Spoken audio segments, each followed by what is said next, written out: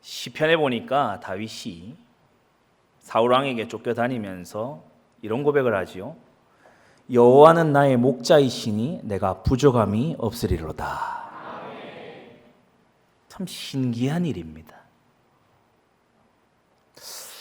불평을 입에 달고 살 만한 상황이 분명한데, 억울하다 이걸 토로해야 되는 그러한 상황이 분명한데, 나 죽겠다 이래야 되는 상황이 맞는데 입에서 다른 게 튀어나오는 거예요. 우리 성도님들이 정말 하나님과 동행하기 때문에 부족함이 없는 주님의 백성들 되시기 바랍니다. 신앙생활 한 5년 차쯤 지나간 분들은요, 적어도 한 그때쯤이 되면 이제는 결론이 나와야 됩니다. 내 계획이라는 게 필요가 없구나. 계획 세운다고 계획대로 되는 것도 아니고, 내 계획대로 되는 게 좋은 일도 아닐 뿐더러 내 계획이 있을 필요 자체가 없구나. 왜냐하면 전능하신 하나님이 내 아버지시라면 내 계획은 필요가 없잖아요. 우리 집의 일도가 계획을 투철하게 세웠다 칩시다. 편의점 가서 맥스봉을 사겠다. 요새 편의점 가면 막 달려가서 집어서 계산대 앞에 놔요. 왜 그렇게 비쌉니까? 2천 몇백 원 하더라고요. 좋은 게 비싼 거 골라요. 싼 거 고르지. 놓고 눈을 초롱초롱하면서 보니까 계산 안 할 수 없잖아요. 근데 딴에는 계획을 세웠다 합시다. 근데 오늘 이 아이를 향한 저의 계획은 차에 싣고 새벽기도 가는 거예요. 아니, 자기는 편의점 가려고 계획을 아무리 세워놔도 안아서 태워서 데려가는 데는 어쩔 수 없거든요. 하나님이 선하시고 사랑이신 나의 하나님이 나의 아버지시라면 내 계획은 필요가 없는 겁니다. 더 좋은 거 주시는 하나님이세요.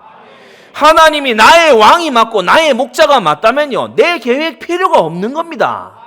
그래서 여러분이요, 계획 세우느라 골몰하고 계획이 잘못됐나 싶고 계획을 완벽하게 다듬어 보고 이런 불신앙적인 노력 이제 그만하시기 바랍니다. 주님은 말씀하셨어요. 너희 속에 착한 일을 시작하신 이가 그리스도 예수의 날까지 이루실 줄 확신한다. 주님은 말씀을 이루겠다고 하셨어요. 맹세의 말씀, 약속의 말씀이라고 하셨습니다. 주님은 구하라 주실 것이요 라고 말씀하셨어요. 그래서 착한 일을 이루실 거고 말씀을 이루실 거고 기도 응답을 이루실 것이기 때문에 따라가면 됩니다. 그래서 신앙생활에서요, 자꾸 우와 하면서요 막 열정적으로 앞서 달려나가면요 다시 돌아와서 딴 길로 가야 돼요. 아이들이 주로 이제 그런 거 하잖아요. 요 코너를 돌아야 돼. 근데 우와 하면서요 막 달려갑니다. 그 길 아니야. 돌아와. 뛰어간 것만큼 돌아와야 돼요. 우리가 신앙생활을 이렇게 약간 미련하고 약간 보면요, 우습게 신앙생활을 해버리는 경우가 있어요. 열정을 담아서요, 막 뭘 하겠대, 막 결심을 했대, 막 자기는요, 막 여기에 막 결론이 났대요. 막 몇 년 뒤에 보면요, 돌아와 있어요. 천부여 의지 없어서 손 들고 옵니다. 왜냐, 그 길 가보니까 아무것도 없어. 막힌 길이야. 그러니까 좀 말씀 듣고 좀 기도하고 사명 중심으로 하나님 뜻을 잘 찾아서 그렇게 해야 그 세월을 돌아가지를 않지. 여러분, 우리 성도님들은 허송세월 하지 않는 은혜가 있게 되기 바랍니다. 내 계획이 확고할수록 성령 인도 받기가 어려워요. 그렇습니다. 내 계획이 확고할수록 성령 인도 받기가 어려워. 이거 반드시 이래야 돼. 이게 있을수록 성령 인도 받기가 어려워요. 여러분은 주관이 뚜렷한 자 되지 말고 언약의 밝은 자가 되시고요. 여러분, 고집 센 자 되지 말고 정말 하나님께 고분고분한 순종하는 어린 양이 되시기를 바랍니다. 고집을 버려야 돼요. 사람이요, 고집스러운 것만큼 참 이렇게요 답이 없는 경우가 드뭅니다. 이 고집스러운, 참 희한해요. 고집스러운 거는 제가 볼 때 마귀도 안 건드리는 것 같아. 왜냐하면 고집대로 놔두면 알아서 망하니까 마귀도 굳이 건드릴 이유가 없죠.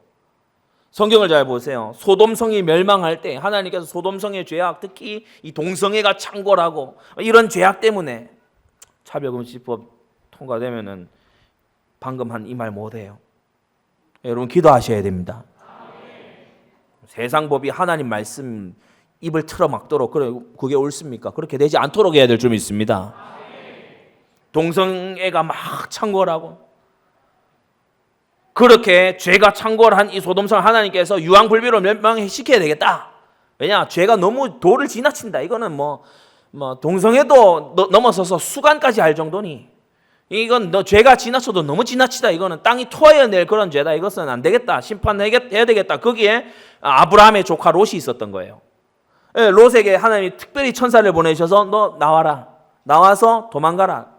고집을 부립니다. 저기 옆에 소알성이라고 저기 좋은 데가 있는데 거기는 아직 괜찮은 것 같은데요. 저기로 나를 보내주소서. 저기로 가고 싶습니다. 제발요.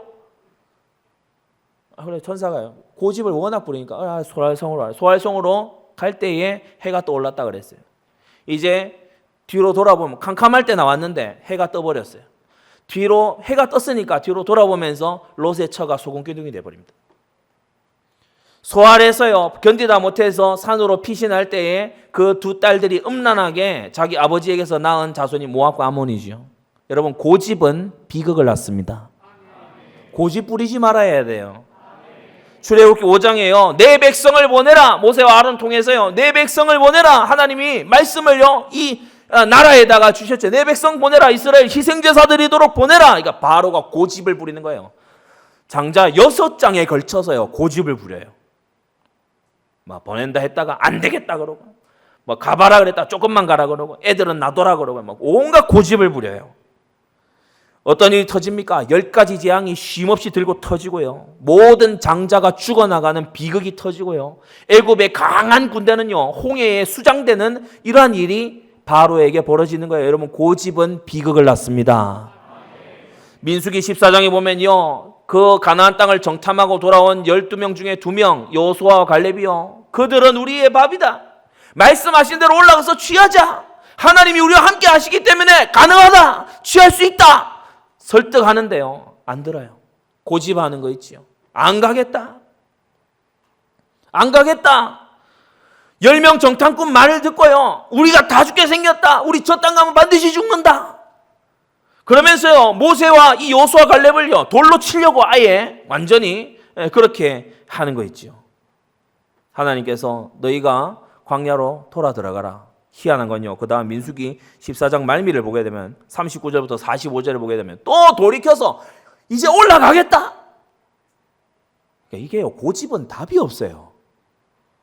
방금 전까지 안 가겠다고 그렇게 막 울고불고 하던 사람이요 내가 함께 가지 않겠다. 하나님께서 함께 가지 않겠다. 너희와 함께 하지 않겠다. 광야로 돌아가라. 그때가 돼서야 이제 올라가겠나이다. 우리가 올라가겠나이다. 올라간다니까요. 때가 지난 다음에. 올라가겠다고 또 고집을 부리는 거예요. 아말렉하고 가나안 족속에게요 보란듯이 패하고 광야로 도망쳐가는 것을 성경은 기록하고 있습니다. 여러분 고집은 비극을 부릅니다. 고집 부리지 말아야 돼요. 특히 민수기 14장을 가만히 보시면서 여러분 나아가냐 안 나아가냐 강단의 흐름을 잘 따르시기를 바랍니다. 하나님께서 모세를 통해서요 함께 올라가라. 그때 순종해야 됐어요. 온 백성이 거역하고 자격이 안 돼. 하나님께서 그 다음 말씀 주시죠. 광야로 돌아가라. 40일을 40년으로 환산해서 너희가 광야로 들어가서 훈련돼야 되겠다. 아닙니다. 훈련 안 받고 올라갈래요. 우리를 써주세요. 안 되는 거 있죠. 사무엘상 8장 때도 보면요 사사겸 선지자 사무엘 때에 왕을 달라고 고집했어요. 일부에도 말씀드렸죠. 이들이 근본 원인을 못 보고요 드러난 원인만 본 거예요. 야 주변을 보니까 왕국이 다 강력하지 우리처럼 지파 연맹체로 있는 연맹 국가 이런 거는 좀 힘도 못 쓰고 그런 것 같아. 그러니까 우리도 왕국을 세우고 왕이 주도하게끔 하고 다 이렇게 왕의 군대도 만들고 이렇게 하자. 그래서 사무엘에게 나와서요 세상 방식대로 하는 걸 강요하고 이방 나라들처럼 우리도 왕이 있어야 되겠습니다. 세상을 한번 보세요. 왕이 있지 않습니까? 우리도 왕이 있으면은 우리도 강한 나라가 되고 우리도 안 짓밟히고 이 문제가 해결이 되지 않겠습니까? 그걸 막 고집을 하는 거예요. 그 고집에 따른 억지 응답을 받아냈지요. 어떻게 됩니까? 40년 동안 그야말로 이방 나라처럼 이스라엘이 바뀌어가요. 하나님을 완전 잊어버리는 거예요. 이스라엘에서요, 하나님을 공경하는 이런 사람은 전부 광야로 쫓겨나고, 다윗 같은 이런 하나님의 사람, 그런 사람은요 전부 광야로 밀려나고, 도액 같은 이런 아주 이 간신들, 이런 사람들이 득세하는 그런 나라가 되고 만 겁니다. 여러분, 고집 부리지 말아야 됩니다. 예레미야 42장 43장에요 하나님께서 선지자 예레미야를 통해서 너희가 바벨론에 항복해라, 그게 내 뜻이다. 항전할 생각하지 말고, 이전에는 내가 부르짖으면 승리를 주고 이렇게 했지만 지금 나의 뜻은 바벨론에 항복하고 포로로 잡혀가서 거기서 70년 채우는 게 내 뜻이다. 항복해라. 다른 생각 품지 말고 항복해라. 이 사람들이요, 애굽으로 내려갈래요. 전쟁 피해서 애굽으로 가면 거기는 기근도 없고 환란도 없고, 애굽으로 우리가 도망갈래요. 이렇게 계속 고집합니다. 하나님께서 뭐라고 하시냐? 너희 유다의 남은 자들아 들어라. 너희가 만일 애굽으로 가기를 고집하면 칼과 기근과 연병이 뒤따라가게 될 거다. 하나님은 우리가 하나님을 참으로 의지하기를 원하시지 다른 방책을 세워서 피하기를 원치 않으십니다. 하라는 회개는 하지 아니하고요, 자기 방책 딱 들고 나오는 거 있죠. 자기 대책 딱 들고 나와요. 그걸 고집하는 거예요. 하나님의 종 예레미야가 아무리 그 길이 아니다, 애굽에 가는 걸 하나님이 원치 않으신다 얘기해도요, 거절할 뿐만 아니라 나중에 예레미야를 체포해가지고 애굽으로 같이 데리고 가버려요. 이 정도 되니 어찌 이 나라가 하나님 앞에 바르게 설 수가 있겠습니까? 성도 여러분, 계획이 확고해지지 말고 말씀에 확고해지세요. 내 계획에 투철해지지 말고 성령 감동 따라가시기 바랍니다. 강단의 흐름에 순종하시기를 바랍니다. 주님께서 교회의 머리 되신다고 했어요. 하나님의 뜻은요, 강단의 흐름에 나타납니다. 앞서 사례에서도 말씀드렸죠. 광야 교회 강단이요, 올라가라. 올라가는 게 하나님의 뜻입니다. 근데 어느 날 바뀌어요. 올라가지 마라. 올라가지 않는 게 하나님의 뜻입니다. 고집스럽고 세상에 익숙해져 있는 사람, 야, 우리가 2년 동안 오면서 뭐 적각꿀이 흐르는 땅, 뭐 가나안이 어떻고 아브라함, 이삭과 야곱의 땅이 어떻고 이 말 주구장창 2년여 동안 듣고서 이제 뭐 가지 말라 이 말이냐 또. 그럴 수 있지요. 하나님이 뭐 이렇게 했다가 저렇게 또 뜻이 바뀌고 이러냐? 성경에는 주님께서 그렇게 하셨다라고 나와 있습니다. 야, 우리가 왕을 막 고집하고 이렇게 했더니 하나님이 사울을 왕으로 주시네, 주님이 기뻐하시는가 보다. 아니지요. 억지 응답을 받아낸 거지요. 고집 부려서 억지로 취한 거죠. 복이 되지 않게 되는 거예요. 우리는 하나님의 선하시고 기뻐하시고 온전하신 뜻을 찾아 순종해야 됩니다. 그래서 강단의 흐름에 하나님의 선하시고 기뻐하시고 온전하신 뜻이 들어있는 거예요. 내 주변에 와 있는 응답 속에 하나님의 뜻이 들어있는 거예요. 피할 수 없도록 당하는 인도, 그 속에 하나님의 뜻이 들어있는 겁니다. 여러분, 정말 하나님의 뜻 바르게 분별하게 되기 바랍니다. 하나님 뜻보다 내 뜻이 강할 때 이 사람은 기도해도 죄짓게 돼요. 하나님 뜻보다 내 뜻이 강하잖아요. 이 사람은요, 열심히 할수록 이상한 길로 가버리게 됩니다. 여러분, 하나님 인도는 어떻게 받는 겁니까? 말씀 순종하는 게 하나님께 인도받는 겁니다. 말씀 순종은 제쳐놓고요, 무슨 신비한 체험을, 신비한 음성을 듣길 바란다. 그거 맞지 않지요. 여러분, 기도하다가 열리는 문 쪽으로 움직여 가야 됩니다. 문도 열리지도 않았는데 내가 그냥 하고 싶다고 해가지고 응답 오는 것과 관계없이 마구 진행해 나가잖아요. 반드시 안 좋은 결과가 오게 돼 있어요. 성경을 한번 잘 보세요. 왕들이 기도했을 때 하나님이 응답 안 하시는데 막 진행하잖아요. 거기에 반드시 패배가 따라옵니다. 우림과 둠밈으로도 선지자로도 응답하시지 않을 때 사울이 전쟁 나가니까 어떻게 되죠? 성경은 분명히 하나님의 인도가 하나님 주시는 응답 속에 있다고 말씀하고 있습니다. 주님은요, 어느 방향으로 우리 인도에 가시냐? 우리가 제자 되고 우리를 통해서 전도가 이루어지는 방향으로 주님은 이끌어 가십니다. 변함없는 하나님의 방향이에요. 그래서 여기를 통해서 우리가 하나님의 인도를 구체적으로 받아나가야 된다. 주의하십시오. 사람이 계획하지 않았는데 일어나는 모든 일들, 그 속에 하나님의 계획이 더 선명하게 드러납니다.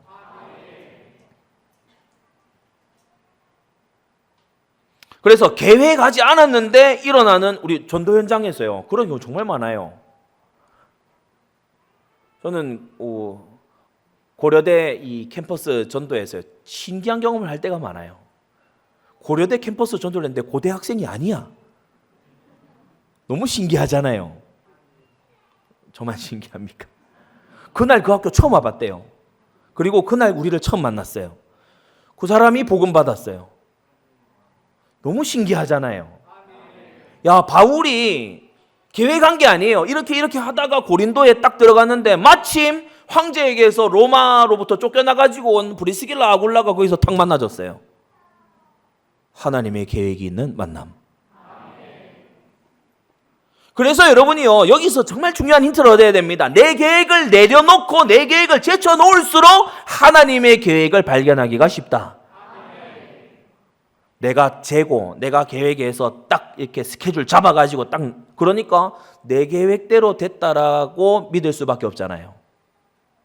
하나님이 인도하셨다. 말은 그렇게 하는데 내가 잘 짠 계획이라서 됐다. 이렇게 생각할 수 있잖아요. 사람이 계획하지 않은 일들 속에 하나님의 섭리가 더 선명하게 드러납니다. 여러분, 계획은 세우는 게 아니고 발견하는 겁니다. 자, 그러면 오늘 하나님의 계획하고 전혀 딴판으로 간 한 사람에 대해서 우리가 좀 들여다봐야 되겠어요. 신정국가 이스라엘에서 눈에 띌 정도로 중요한 일에 쓰임받았는데 또한 눈에 띌 정도로 하나님의 계획하고 반대로 간 사람. 임마누엘 역사 한복판에서 하나님 인도 전혀 안 받은 사람. 그게 오늘 본문에 등장하는 요압 장군입니다. 세 가지로 말씀을 전합니다. 첫째, 이 요압은 많은 것을 가지고 있는 사람이에요. 많은 것을 받은 사람이에요. 언제나 그렇듯이요, 많은 걸 받은 사람들이 좀 위태로운 경우가 있어요. 돈도 어느 정도 있어요. 외모도 출중해요. 공부도 했어요. 인격적이기도 해. 딱히 흠잡을 만한 데가 없어. 그래서 회개하라 그러니까 뭘 회개해야 될지 몰라. 내가 그렇게 죄 지은 것 같지 않은데. 근데 때때로 신앙생활 하다 보면요, 자타가 공인하는 죄인들이 있어요. 알코올 중독. 저는 알코올 중독에 빠져 있다가 정말 은혜로 중독을 벗어나서 하나님 앞에요, 완전히 그런 분들 많이 봤어요. 왜냐? 스스로가 얼마나 약한지를 알아요. 나 이게 술에 지는 나다, 이걸 알아요. 근데 평소에 알코올 중독이 아니었던 분들은 술 보기를 만만하게 보거든요. 그거 절제하면 되지. 그걸 가지고 기도까지 할 필요가 있냐? 그러니까 어느 정도 받은 것이 있는 사람이요, 어느 정도 가진 것이 있는 사람이 보면 좀 하나님을 전적 의지하는 이게 잘 안 돼요. 전적 의지하는 게 잘 안 된다고. 결혼 정년기가 돼서 나 좋다는 자매, 나 좋다는 형제들이 늘어섰어. 기도 안 하죠. 골라 잡으면 되니까. 제 얘기하는 게 아닙니다. 좀 기도 많이 했어요. 출중해. 잘생겼어요. 예뻐. 그러니까 간절히 기도 안 해요. 근데 어떤 청년은요, 진짜 간절히 기도합니다. 왜냐? 태어나서부터 지금까지 나 좋다는 사람이 엄마 빼고 없었어요. 너 잘생겼구나. 엄마가 한테만 들어본 말이야.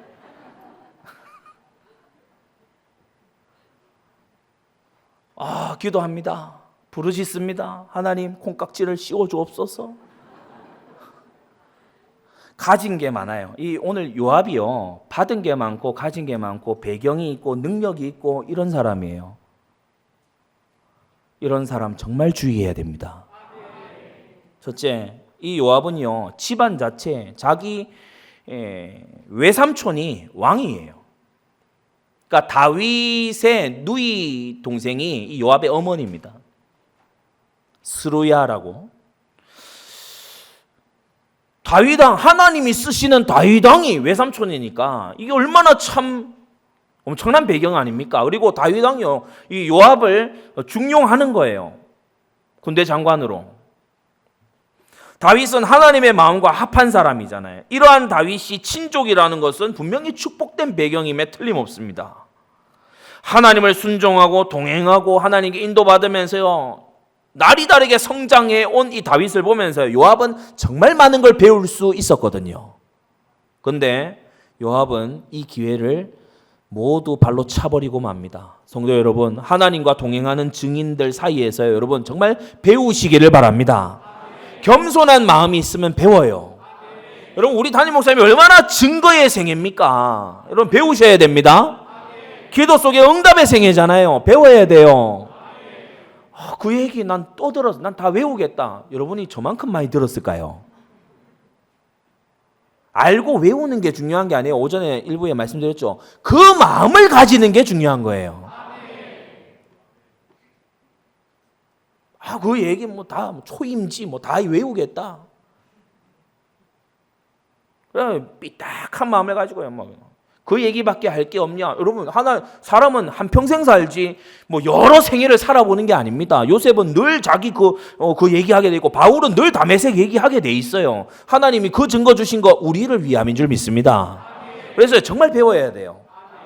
다윗에게서 요압은요, 모든 걸 배웠어야 돼요. 근데 그 기회를 날려버렸어요. 이 요압은 남다른 추진력과 처세술을 가진 사람이었습니다. 요압은 아브넬 장군의 비길 만큼 용맹한 장수이기도 하고 지략이 있는 지휘관이었어요. 머리 좋은 사람입니다.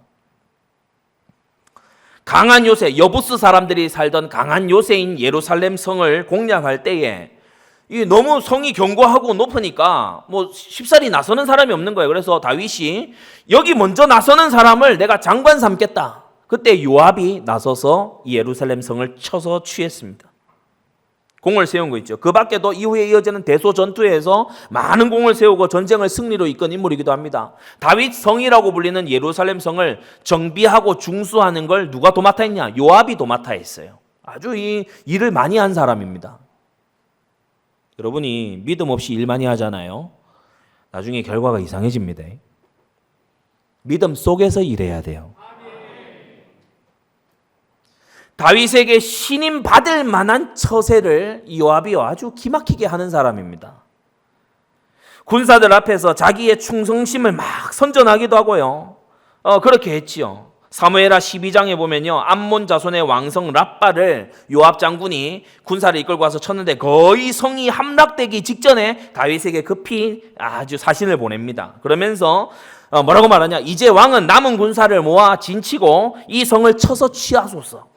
내가 이 성을 취하면 이 성이 내 이름으로 일컬음을 받을까 두려워하나이다.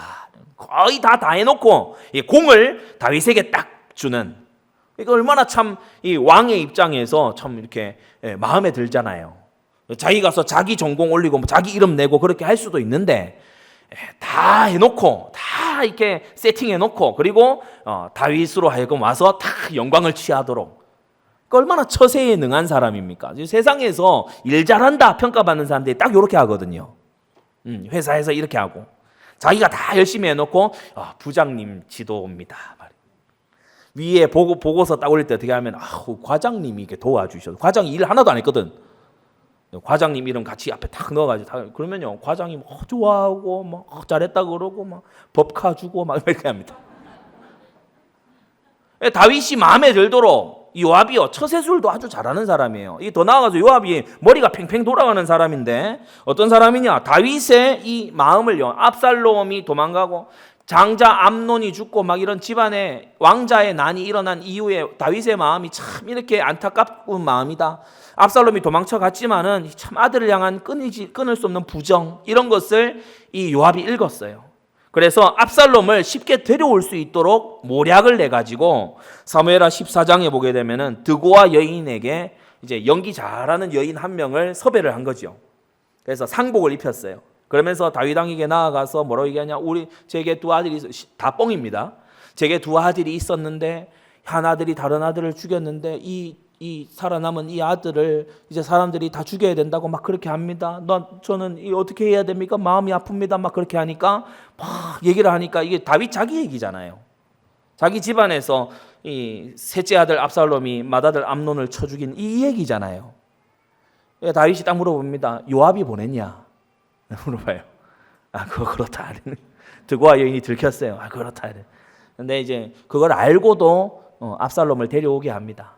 그래, 네 말대로 요압이 또 그런 마음을 가지고 있구나. 그래가지고 데려오게 하는데 2년간 만나주지를 않지요. 압살롬을 만나주지 않아요.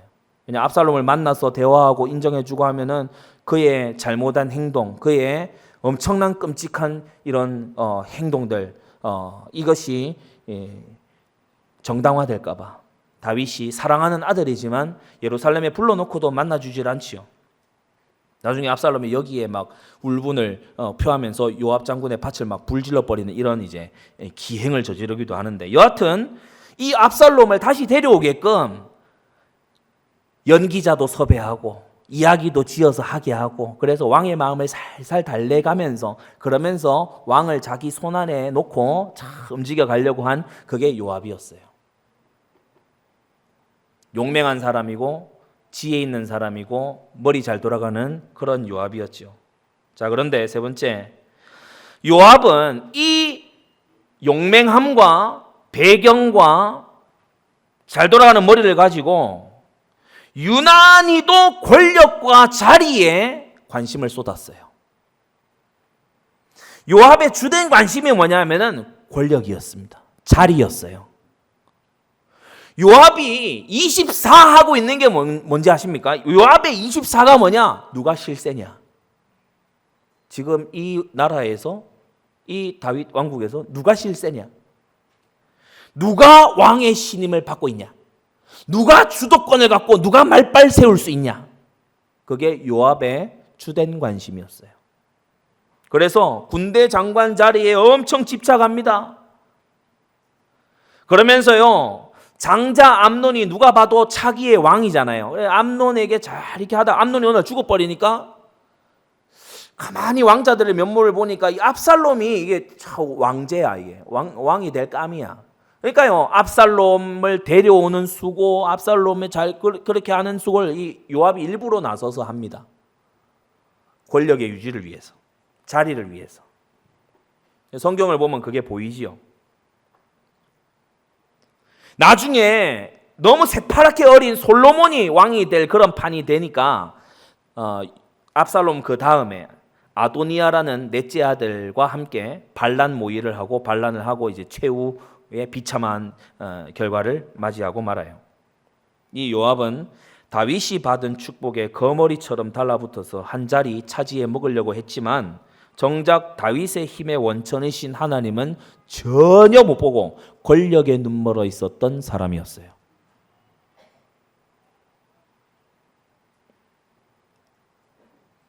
이 요압에게, 자 그러면 오늘 요압 가문에 저주가 임해버리는데, 이 요압에게 이렇게 저주가 임하도록 요압은 어떤 식으로 살았나? 큰 두 번째입니다. 거역과 월권이 아주 체질로 자리 잡은 요압이에요. 한두 번도 아니고 세 번도 아니고 큰 사건만 4번씩이나 왕을 거역하고 왕의 권위를 월권하고 왕을 속이고, 그렇게 하면서 기름 부은 하나님의 종 다윗을요 아주 곤란하게 만든 그 인물이 바로 요압이었죠. 성도 여러분, 거기에 표시를 진하게 해주십시오. 나름대로 하고 임의로 하고 제 뜻대로 하고 고집 부리고 묻지 않고 하고 모르게 살짝 하고 거역하다가 결국에 이 사람이 반역자의 자리에 가서 딱 서게 됐어요. 원래 인류가 시초부터요 제 뜻대로 하다가 망한 거예요. 선악과 먹느냐 마느냐 그 앞에 하나님께 여쭤봤어야 됐어요. 말씀 기억이 잘 안 나면 아담도 기억이 가물가물하고 혹시 그랬다. 아담 워낙 머리 좋으니까 기억 못했을 리가 있겠습니까? 그렇지만 혹 모르겠다, 헷갈린다, 하나님께 여쭤봤어야 됐어요. 하와는 아담에게 물어봤어야 됐어요. 왜 그 말씀 창세기 2장 17절 들을 때 이것을 먹는 날에 네가 정령 죽으리라, 그거 들을 때 하와가 아직 없었거든요. 그러니까 말씀 들은 아담에게 물어봤어야 돼요. 아담은 혹시 헷갈리면 하나님께 여쭤봤어야 됐어요. 안 물어보고 임의로 했어요. 나름대로 했어요. 나름대로 판단해서 하는 거, 이게요 큰 실패를 가져옵니다.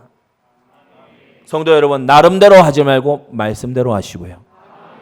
임의로 하지 말고 기도해서 하시고요. 여러분이 여러분 뜻대로 고집하지 말고 지도받아 하시기를 바랍니다.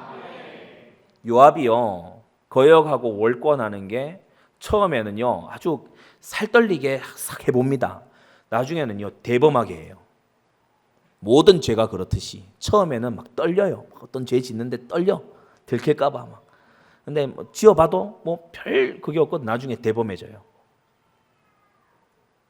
크게 4가지 사건이 있었죠. 오늘 이 본문에 나오는 사건이 첫 시작이었습니다.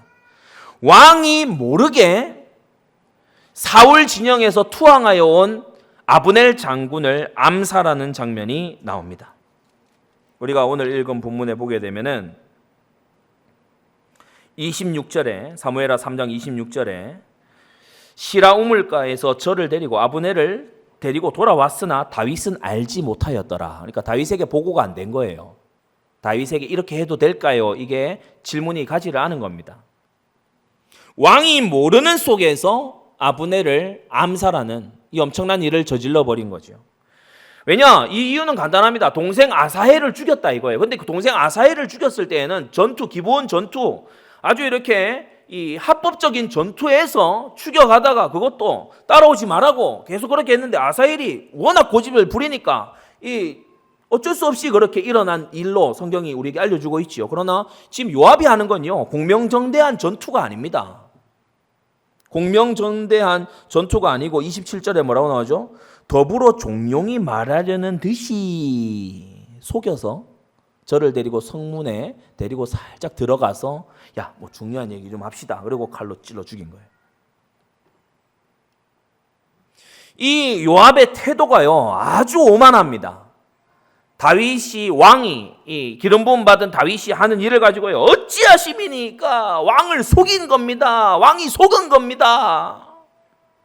막 면전에 대놓고요 막 소리를 지르는 거예요. 그러면서 자기 말만 딱 하고요 다윗의 대답도 듣지 않고 돌아서서 나와요.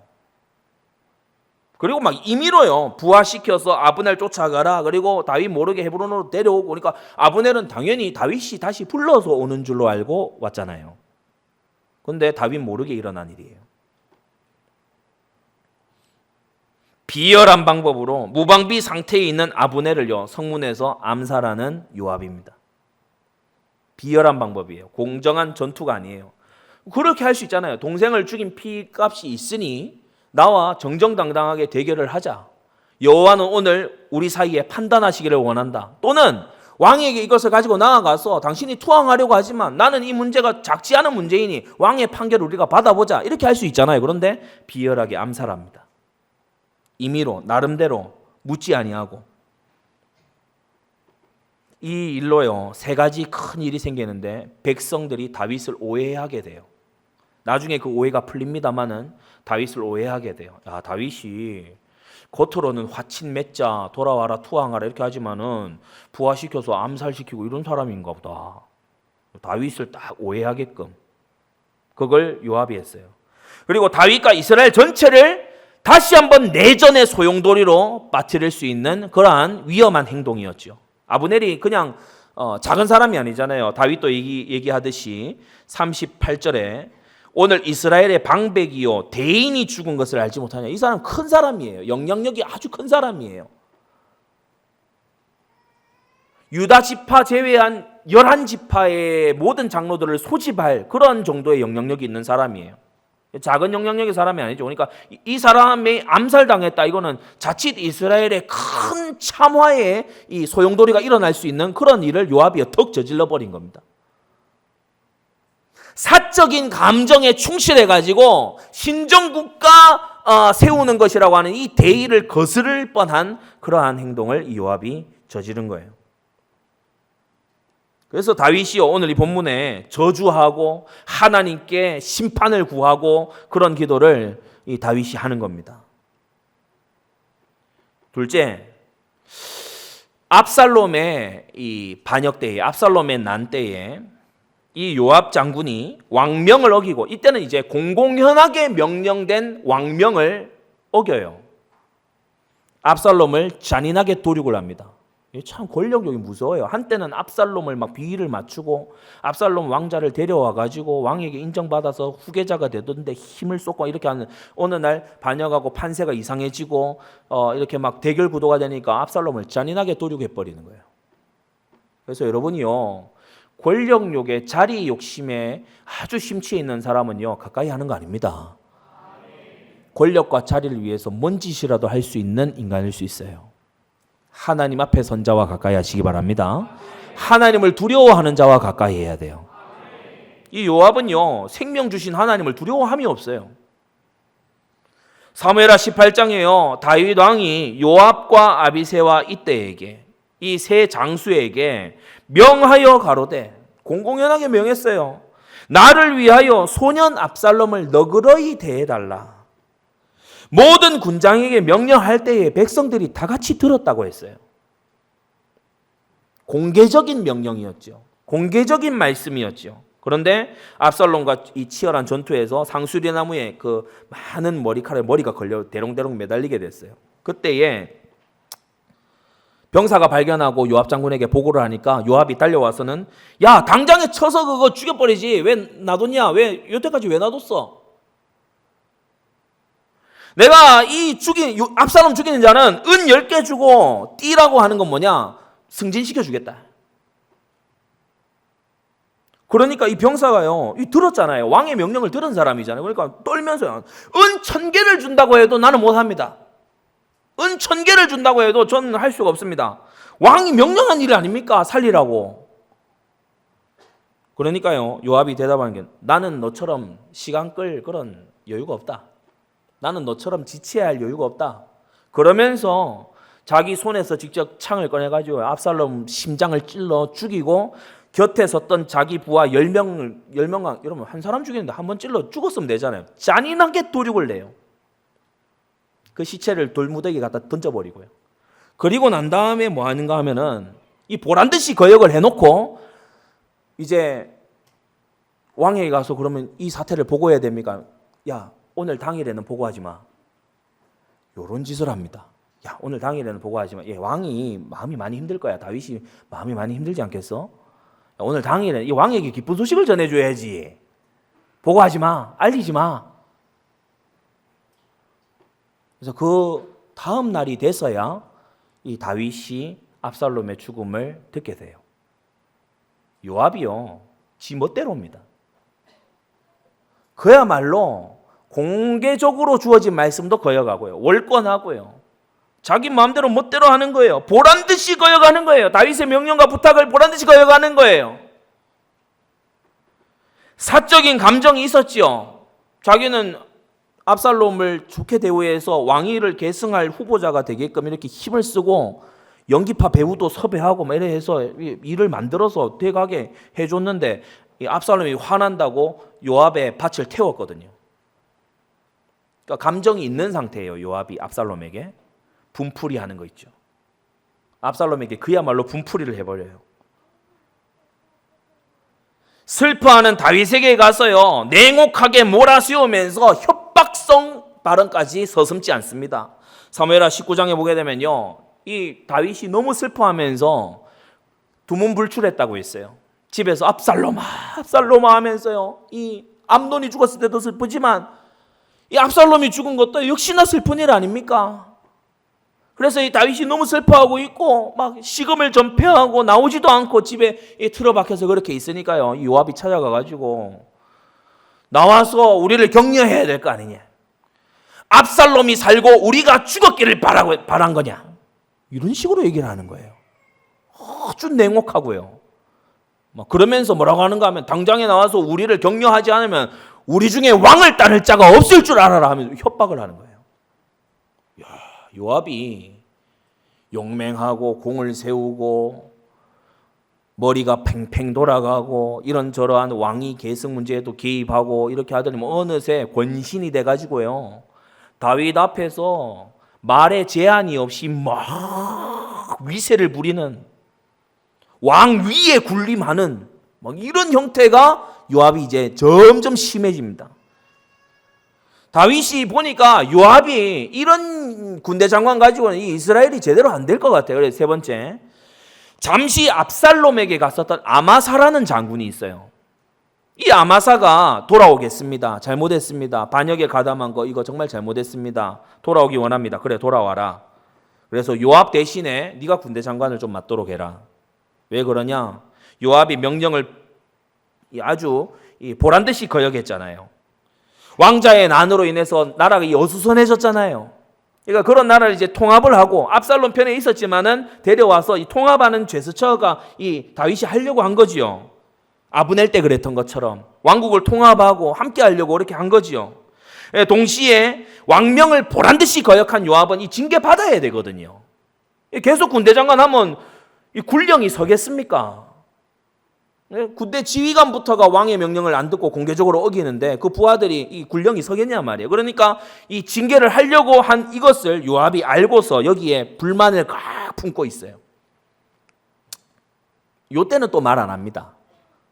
뭐 내가 뭐 어쨌고 저쨌고 이런 얘기야. 불만을 품고 마음에 콱 두고요. 이를 갈고 탁 있다가 이어지는 세바의 난 때, 비그리의 아들 세바, 베냐민 지파에서 일어난 하나의 반란이었죠. 근데 그 세바의 난을 진압하러 가는 길에 아마사에게 나아가서 교묘히 또 암살해요. 이때는 인사하고 막 이렇게 서로 껴안으려는 듯이, 그러니까 굉장히 이게 친밀하게 하는 듯이 칼로 찔러 죽여버려요. 본래 요압과 아마사는요 이종사촌간입니다. 둘의 어머니들이 친자매간이에요. 이종사촌간이에요. 굉장히 가까운 사이. 요압하고 아마사는 형제나 다름없는 그런 사이예요. 그런데 군장 자리, 군대 장관 자리, 그걸 위해서요, 권력을 위해서 자기 친족이라도 가차없이 죽여버리는 이 요압을 보세요. 피도 눈물도 없고 그야말로 파렴치한 염치를 모르는 그런 데까지 요압이 밀려 이제 점점 나아갑니다. 죄가 죄를 눈덩이처럼 불려나가는 그 모습이 요압의 생애에 나타나 있죠. 처음에는 복수심에 사로잡혀서 야, 내 동생 아사헬을 죽였어? 그 복수심에 사로잡혀서 임의로 아브넬을 죽였는데 그 다음에는요 왕명 거역해도 왕이 모르게 해도 별 탈 없는 것 같거든. 그러니까 왕명을 보란듯이 거역하고 압살롬에게 분풀이하고 그러면서요 왕에게 알리지 마라, 막 왕에게 나가서 협박하고 막 이런 걸로 나아가더니 이제는 더 노골적인 권력욕을 부리면서 왕명을 거역하고 아마사까지, 자기의 이종사촌 아마사까지 암살하는 걸 볼 수 있어요. 갈수록 거역과 월권이 심해지는 요압입니다. 결정타가 이제 네 번째지요. 왕의 유언을 어기고 아도니아의 반란에 동참한 죄로 최후를 맞이하는 요압이에요. 다윗이 아도니아를 지명한 적이 없어요. 선지자가 가서 기름 부은 적도 없고요. 아도니아가 지명되지 않았는데 이 요압이 아도니아와 붙어서 모의를 합니다. 반란 작당을 합니다. 반역 집단을 딱 만듭니다. 그래서 추종해서 왕으로 어느 날 추대해요. 나단 선지자, 분하야라고 하는 왕의 경호대장, 그리고 솔로몬, 누가 봐도 차기 이스라엘의 왕으로 하나님과 다윗이 딱 점지해둔 이 솔로몬은 딱 제외시키고 나머지 왕자들과 대신들을 다 불러가지고 소엘렛이라는 곳에 다 불러가지고요 아도니아 왕 만세를 불러버리는 거예요. 멋대로죠, 멋대로 거역하고 월권하고 하고 싶은 대로 막 휘둘러 버리는 거죠. 이에 다윗이요, 이 나단과 바세바가 나와서 하나님 앞에 약속을 지키라고 다윗에게 말하지요. 그러니까 다윗이 서둘러서 솔로몬을 나귀에 태워서 왕으로 기름 부어 세우는 것을 볼 수 있어요. 이 왕으로 선포했다 이 소식을 들으니까 아도니아 패거리가요 막 다 순식간에 흩어지죠. 아도니아도 도망치고, 아도니아가 결국에는 돌아갔는데 이 성경에 부왕 다윗의 이 침전을 섬겼던 여인을 내게 달라, 이렇게 그거는 우리가 앞서 들었듯이 내가 차기의 왕을 하고 싶다, 이걸 노골적으로 드러내는 거죠. 그걸 해가지고 아도니아가 결국 처형됩니다. 아도니아의 처형 소식을 들었으면은 잘못했다 이렇게 하고 왕 앞에 내가 잘못할 일을 했다, 오판했다 이렇게 해야 될 거 아닙니까? 이 요압이요 끝까지 고집 부려요. 끝까지 고집스럽게 도망가서 제단 뿔을 잡았지만 솔로몬이요 분하야 보내가지고 쳐 죽이게 만듭니다. 우리는 생각할 수 있어요. 이런 요압을 다윗은 왜 썼을까? 이런 요압이 군대 장관하는 이스라엘이 왜 이럴까? 다윗이 왜 이런 인물을 중용했을까? 이거 조카라서 그런가? 왜 이런 인물을 계속 썼을까? 물론 요압이요 끊임없이 권력을 탐한 그런 요소도 있습니다만은 성경은 말씀합니다. 잠언 16장 4절에 여호와께서 온갖 것을 그 시음에 적당하게 지으셨나니 악인도 악한 날에 적당하게 하셨다고 했어요. 여러분은 잠시 쓰임받는 악인이 되지 말고 끝까지 쓰임받는 하나님의 기쁘신 뜻에 쓰임받는 일꾼들 되시기 바랍니다. 요압도 쓰임받았어요. 악한 일에. 마지막 세 번째입니다. 요압 가문이 저주받은 이유는 그럼 뭡니까? 첫째, 앞서 언급된 이 네 가지에서 보이는 요압의 고범죄, 고의적인 범죄 때문에 요압 가문이 저주받아요. 아주 고의적입니다. 아주 고의적이에요. 우발적이지 않아요. 실수가 아니에요. 고의적이에요. 계획적입니다. 야, 이게 딱 헤브론 성으로 불러서 성문 뒤로 싹 넘어가게 해. 거기가 잘 안 보이는 곳이니까 아주 계획적이에요. 야, 세바의 난을 지나보러 갈 때 내가 아마사한테 인사하러 갈게. 아주 계획적이에요. 아주 계획적이라. 야, 나단하고 이 솔로몬하고 이런 사람들은 부르지 마. 야, 그 사람들은 이게 우리하고 함께 할 사람들이 아니야. 제껴. 그리고 이런 사람들 해서 일단 아도니아 왕을 불러. 그러면 왕 임명한 줄 알겠지. 야, 그렇게 다 넘어가게 돼 있는 거야. 계획적이에요. 숨어서 온갖 나쁜 짓을 해요. 왕으로 하여금 안심하게끔 해가지고 또 나쁜 짓 해요. 몰래 해요. 숨기면서 비열하게 연기하면서 아브넬과 압살롬과 아마사를 모의 살해를 했어요. 모의를 해서 계획해서 살해를 했어요. 이 죄는 결코 면죄받지 못할 고범죄에 속한다. 자여손 3, 4대까지 보응받을 고범죄에 속한다는 확실한 증거로 요압에게는 애통이 없습니다. 가슴 아파함이 없어요. 오늘 우리가 본문에 잘 보시면 31절에 다윗이 명령하잖아요. 다윗이 요압과 및 자기와 함께 있는 모든 백성에게 이르되 너희는 옷을 찢고 굵은 배를 띠고 아브넬 앞에서 애통하라고 했는데 요압이 했다는 구절이 없습니다. 요압은 자기가 잘했다고 생각할 거예요. 내가 안 했으면 아브넬이 버젓이 살아서 그렇게 하는 게 그게 의롭겠냐? 내가 이렇게 했으니까 이 정의 구현이 되고 내가 이렇게 하니까 저가 야심 많은 아브넬 없어요. 다윗이 이득을 받네. 요압은 늠름해요. 애통할 죄 앞에서 전혀 애통하지 않아요. 내가 이렇게 해줬으니까 다윗 왕국이 세워지는 거지. 요압은요 뻔뻔해요. 회개가 없어요. 자복이 없어요. 내가 잘못했으면 이게 없어요. 심지어 왕자 압살롬을 죽여놓고서도 잘못한 전혀 내가 뭘 잘못했는데 압살롬이 살고 그러면 내가 죽어야 속이 시원하겠어. 뻔뻔하게 나오는 거 있죠. 왕의 명령을 거역해 놓고도 배상도 하지 않아요. 아브넬의 유족에게, 압살롬의 유족에게, 아마사의 유족에게 그 어떤 책임도 지지 않습니다. 뻔뻔하고 협박하고 죄를 반복하면서 점점 악화돼가고 죄에 담대해지는 불택자의 모습을 요압이 딱 가지고 있어요. 여러분 이런 요압을 혹시 주변에서 이 비슷한 사람 발견하면 여러분이요 크게 두려워하고 경계해야 됩니다. 오늘 그 집안에 어떤 일이 벌어지게 될 거라고 했죠? 3장에 뭐라고 나옵니까? 29절 그 죄가 요압의 머리와 그 아비의 온 집으로 돌아갈지어다. 또 요압의 집에서 백탁병자, 문둥병자, 지팡이 의지하는 자, 칼에 죽는 자, 양식이 핍절한 자 끊어지지 아니하게 될 것이다. 기름 부음 받은 하나님의 종 다윗 왕이 저주를 선언해요.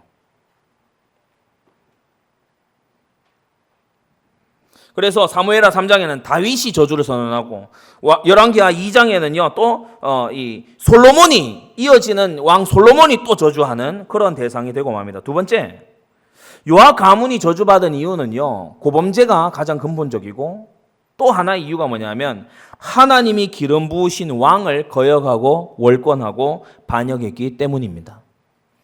성경은 말합니다. 시편 105편에 나의 기름 부은 자를 만지지 말며 나의 선지자를 상하지 말라고 말씀하세요. 여러분, 세상에는요 건드리면 안 되는 영역이 있습니다. 우리 사람들 사이에서도 마찬가지죠. 악수하는 인사, 이거는요 내가 건드려도 되는 부분은 뭐 손의 영역 이 정도입니다. 그런데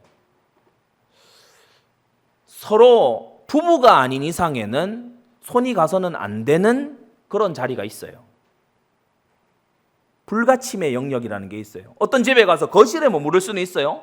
안방에 들어가서 침대에 들어 누워버리면 큰일 나지요. 하나님의 세계도 마찬가지입니다. 에덴 동산의 모든 것이 허락되었지만은 선악과만큼은 불가침의 영역이에요. 하나님의 기름 부음 받은 자는요 불가침의 영역입니다. 나의 기름 부은 자를 만질 생각하지 말아라. 그를 함부로 만질 생각하지 말아라. 다윗은 기름 부음 받은 왕입니다. 이방의 하찮은 왕이 아니고 하나님의 기름 부음 받은 왕이에요. 여러분이 하나님의 기름 부음이 있는 것을 소중히 여기게 되기 바랍니다. 다윗은 미친 왕 사울이라 하더라도 기름 부음이 있다는 이유로 크게 존대했어요. 이 왕이 지금 귀신 들려 미쳐가지고 거품 물고 쓰러지고 이런 왕이거든요. 그런데 기름 부음이 있다는 이유로 존대한 다윗인 반면에 요압은요 다윗의 기름 부음을 철저히 무시합니다. 전혀 말들을 생각을 하지 않아요. 묻지도 않아요. 보고하지도 않아요. 멋대로 해버리는 거 있죠. 그래서 다윗이 보기에 요압은 신정국가 이스라엘에서 반드시 제거되어야 될 인간이었죠. 여러분, 이런 결단을 하게 하는 그런 행동이 복이 되겠습니까? 그래서 열왕기상 2장에요. 다윗의 유언 중에 사람들에 대한 유언 첫 번째가 뭐냐면 요압을 제거하라는 것이었어요.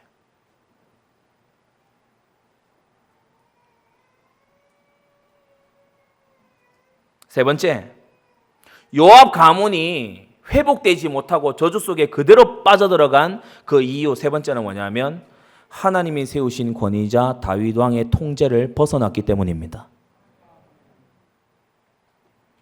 오늘 본문의 마지막 구절이었죠. 39절. 내가 기름 부음을 받은 왕이 되었지만 오늘날 약하여서 스루의 아들인 이 사람들을 요압과 아비새 이 사람들을 제어하기가 너무 어려우니 여호와는 악행한 자에게 그 악한 대로 갚으실지로다. 이게 무슨 말입니까? 하나님 손에 맡겨드립니다. 이 말입니다. 하나님이 세우신 질서와 권위를 벗어나면 하나님의 직접 심판이 시작됩니다. 성경에 여러 군데 나와요. 세 군데만 딱 뽑으면은 엘리의 두 아들들이 아버지 말을 전혀 듣지 않아요. 그냥 아버지 정도가 아니고 제사장이잖아요. 아버지 말 듣지 않아요. 성경은 뭐라고 합니까? 그들이 아비의 말을 듣지 아니하였으니 이는 여호와께서 저들을 죽이기로 작정하셨음이더라. 여러분, 자녀가 하나님 올바로 경외하도록 부모가요 자기 통제 아래 넣어서 잘 교육해야 됩니다. 거길 막 뛰쳐나가고 반항하고 부모를 괄시하고 하나님의 직접 이제 이 만지심이 들어오기 시작해요. 무서운 일입니다. 살아계신 하나님의 손으로 빨려 들어가는 거 무서운 일입니다. 예레미야 26장에도요 하나님이 당신의 종 선지자들을 보냈어요. 부지런히 보내셔서 말씀했는데 듣지 아니했기 때문에 이제 칼과 기근과 연병을 그 속에 보낼 거다. 그래서 선지자의 따가운 말을 듣는 게 그게 어려운 일이었는지 하나님의 심판의 칼을 맞는 게 어려운 일이었는지 생각하게끔 할 거다. 여러분, 그래서 말씀이 들릴 때 순종해야 돼요. 말씀을 듣는 즉시 순종하는 자 돼야 됩니다. 마태복음 18장 신약에도 마찬가지죠. 어떤 사람이 범죄한 일이 드러났어요. 그러면은 그 사람과 먼저는 개인적으로 만나서 이 죄 정말 버려야 되고 회개해야 된다 말해라. 그렇게 듣지 않으면은 두세 사람을 데리고 가서 그래서 이 죄를 회개해라, 버려라, 말해라. 그것도 듣지 않으면은 교회를 통해서 말하게 해라. 교회의 말도 듣지 않거든 이방인과 세리로 여기고 제외시켜라. 더 이상 하나님 백성으로 인정치 말아라. 구약에만 무서운 겁니까? 신약에도 동일한 원리가 흐릅니다. 교회의 지도와 말을 듣지 않잖아요. 하나님이 그 인생에 직접 손대시는데요. 아픕니다. 그리고 대를 거듭해서 비극이 터져요. 우리는 요압의 생애를 보면서 나름대로 임의로 제 뜻대로 고집하면서 하는 거, 숨어서 악행행하는 거, 이거 정말 버리게 해달라는 기도를 해야 됩니다. 결론을 맺겠습니다. 나름대로 열심히 살았어요. 이 요압이요, 게으르게 산 사람이 아닙니다. 군대 장관으로서 일 많이 했어요. 나름대로 열심히 했어요. 하나님 뜻 따라 열심히 한 게 아니고, 하나님 계획 따라가면서 열심히 한 게 아니고, 나름대로 열심히 했어요. 나름대로. 너무 무섭죠? 나름대로 열심히 했어요. 대대로 저주받았어요. 사랑하는 성도 여러분, 오늘 우리는 다윗 왕국에서 너무 핵심 자리에 있었지만은 대대의 저주받은 이 인물 요압을 보면서 크게 경계 삼아야 됩니다. 나름대로 묻지 않고 기도 없이 말씀과 다르게 고집스럽게 모르게 숨어서 해버리는 그 일이 얼마나 위험한가.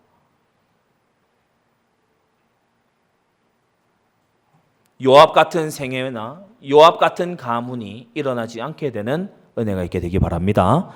기도하겠습니다. 거룩하신 하나님 아버지, 오늘 요압 가문이 저주받은 이유를 우리로 하여금 살펴보게 하심을 감사드립니다. 많은 것을 받고 가졌던 요압이었지만 요압은 임의로 하고 제 뜻대로 하는 것이 너무나 체질되어서 거역하고 월권하는 것이 너무나 체질로 자리 잡아서 마침내 반역자의 자리에 서고 그의 생애뿐 아니라 그의 후손의 생애까지도 저주 속에 들어간 것을 우리가 보며 말세를 만난 우리가 크게 경계로 삼게 하여 주시옵소서. 우리 사랑하는 성도님들은 항상 하나님 재우신 실서를 생각하며 고범죄 속에 빠져들어가지 아니하고 기름 부으심을 존중하며 하나님의 통치 속에 거하는 주님의 백성 되게 하여 주시옵소서. 예수 그리스도의 이름으로 기도드리옵나이다. 아멘.